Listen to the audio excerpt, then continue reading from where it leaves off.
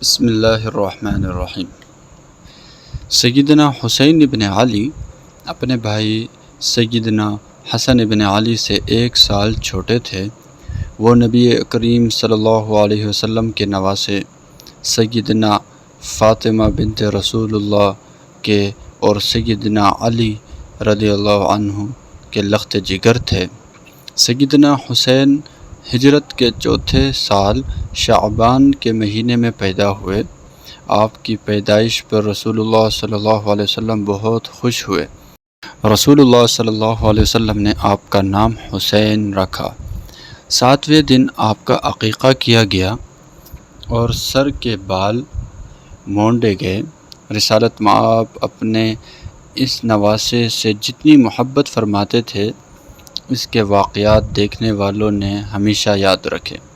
اکثر حدیث محبت اور فضیلت کی حسن و حسین دونوں صاحبزادوں میں مشترکہ ہے۔ نبی کریم صلی اللہ علیہ وسلم نے اپنے سایہ عاطفت میں اپنے ان نواسوں کی تربیت کی۔ سیدنا حسین رضی اللہ عنہ نے 25 حج پیدل کیے۔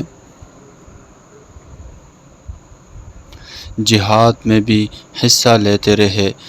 پہلا لشکر جس نے قیصر روم کے شہر قسطنطنیہ پر حملہ کیا، اس میں بھی تشریف لے گئے۔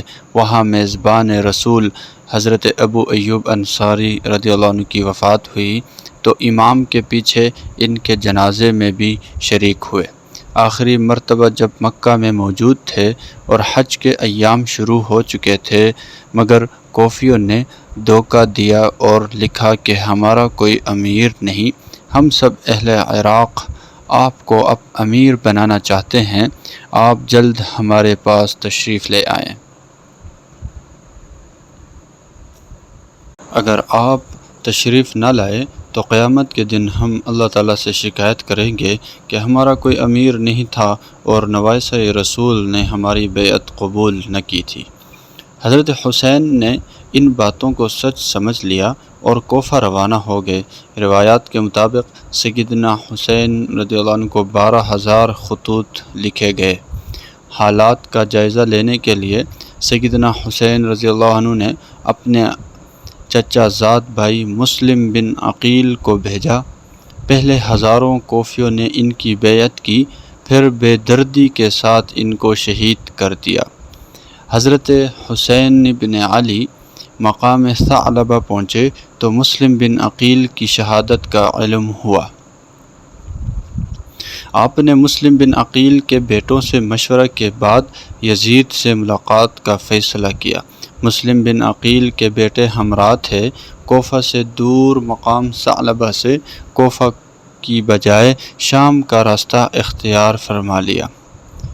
مسلم بن عقیل کے قتل میں براہ راست شریک اور خطوط بھیجنے والے غدار کوفیوں نے سمجھ لیا کہ اگر حسین یزید کے پاس پہنچ گئے تو اصل سازش فاش ہو جائے گی، ہزاروں خطوط ہمارے خلاف گواہ ہوں گے، حکومت کے ساتھ ان کی مفاہمت ہو جائے گی اور ہمیں پھر کوئی نہیں بچا سکے گا۔ لہٰذا انہوں نے راستہ روکا۔ خطوط تو نہ ہتھیا سکے مگر ابن زیاد سے براہ راست بیعت یزید کرنے کا مطالبہ کر دیا۔ سیدنا حسین نے 3 شرطیں رکھی کہ مجھے واپس مکہ جانے دو، یا مجھے کسی سرحد پر جانے دو، میں کسی جہاد میں شریک ہو جاؤں گا، یا پھر میں یزید کے پاس چلا جاتا ہوں۔ مگر ظالموں نے ایک شرط بھی نہ مانی اور نواسہ رسول صلی اللہ علیہ وسلم کو شہید کر دیا۔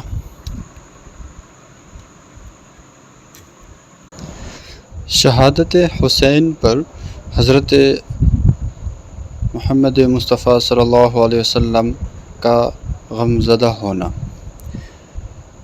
حضرت لبابہ رضی اللہ عنہ سے روایت ہے کہ ایک روز میں حضور صلی اللہ علیہ وسلم کے ہاں آئی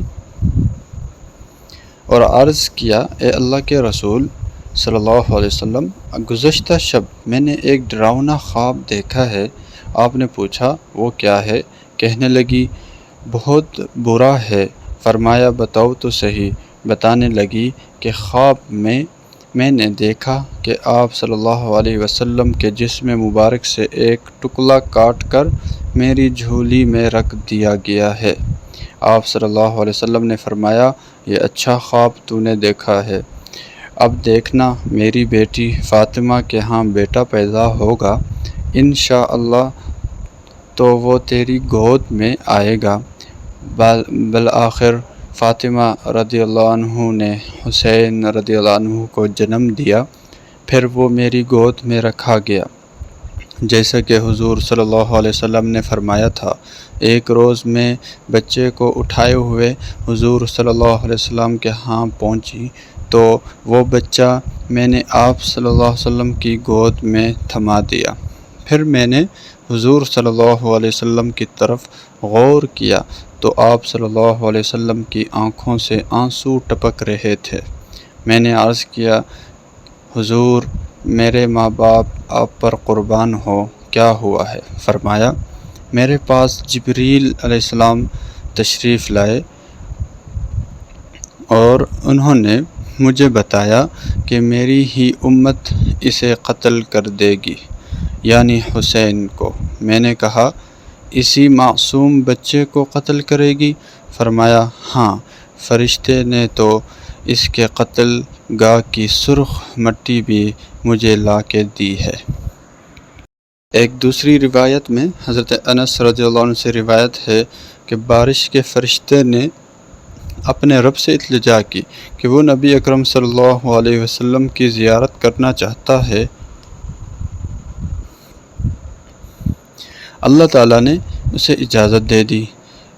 اس دن باری حضرت ام سلمہ رضی اللہ عنہا کی تھی، یعنی آپ صلی اللہ علیہ وسلم اس روز حضرت ام سلمہ رضی اللہ عنہ کے گھر پر جلوہ افروز تھے۔